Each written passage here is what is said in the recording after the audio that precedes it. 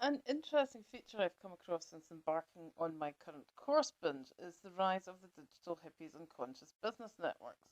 A great number of high achieving big brand middle managers and branding specialists seem to discover yoga at a formative midlife crisis point in their lives and are now making their living transforming business.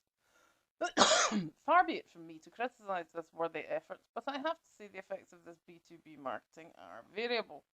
I do like the manner of some of these uber cam Steve Jobs impersonators, but I'm not at all sure that creating a kind of hippie subculture in relation to something as serious as ecological economics is entirely sensible. Here are a few examples. The Conscious Business Institute, Peter Matties. Peter has a lovely manner, but is very keen to sell courses in leadership and culture transformation, as long as it suits his work life balance at the time. You can find more information from his website. Whilst as a habitual overworker, I can see the value in ensuring that your often very productive time off to think is just as important as your time in the saddle. I question the general value of meditation and spiritualism in a business context, unless you can persuade everyone to do it. The ULab Presencing Institute, Otto Scharmer. MIT has a department devoted to Otto, who has some interesting publications, and 28,000 people, including many from the Scottish Government, have embraced his notion that collective hive mind meditation will lead to a more progressive form of economics for the future. Sadly, I missed this course, but I have some of the files from the 2010 course. In the event that he runs another one this year, it might be worth taking a look at. Since this seems to be the Scottish nationalist slash civil service equivalent of common purpose for the Labourites in the UK. Robert Bo Lockwood, Regenerating America. I am sorry to say I was unable to complete Bo's course, as he has a bad tendency to stick to a script to the point of rendering his course unlistenable to. He is using hippie imagery to sell a branding and ethical concept to American business. Good luck to him, but he really needs to sharpen his act to appeal to a wider audience and cut down on superfluous words and uber patriotism. The SIVA Business Networking, a place for believers in conscious business to oil each other up in the tradition of business networkers everywhere. Again, good idea, but we seem to be creating a B2B niche rather than genuinely making efforts to change business practice.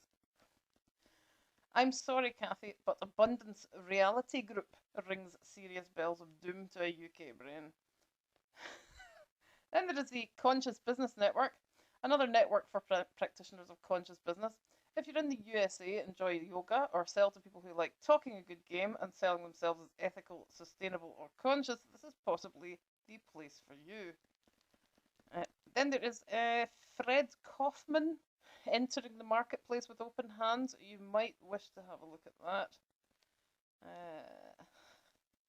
Fred Kaufman has a book and some of the usual American marketing techniques, but this at least appears to be some attempt at a cultural shift in addition to money generation. The difference is that if a cultural shift were affected, Trump would be sneering about his better than the opposition commitment to renewables instead of dissing Mexicans. Conscious Business Network for the UK. In the UK version, it is for serious worthies who wish to meet, greet, and market to each other. Call me cynical, but I feel a style is developing in which people talk only to each other. A worthy clique or set of worthy cliques is not the same as a cultural shift. I'm working on a couple of relevant courses at the moment, and the spirit of perfectly normal marketing is quite strong. Nobody is making any clear definitions, and nobody is being encouraged to talk about it rationally. For example, sourcing a proportion of organic cotton is not the same as recycling waste. Hemp is not truly avoiding exploiting land for production. Discussing the ethics of reuse in terms of lost jobs is not the same as a genuine commitment to think differently. Then, of course, you see a backlash. Beware of the digital hippies, link below. Most of the genuine eco-warriors I know who are carrying out perfectly normal, if technologically advanced businesses in solar, renewables, and alternative technical wizardry would find this movement rather perplexing. They have a completely different approach, involving a more scientific view of the world and practical methods of approaching change. I'm with them on this one. Either you make a policy statement if you're an artist or small business, you market if you're an alternative health practitioner, or you learn and transform as an individual or academic.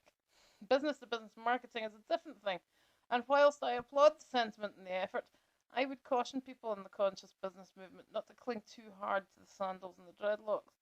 There are plenty of meditative pursuits that do not involve sharing a space with cross-legged friends.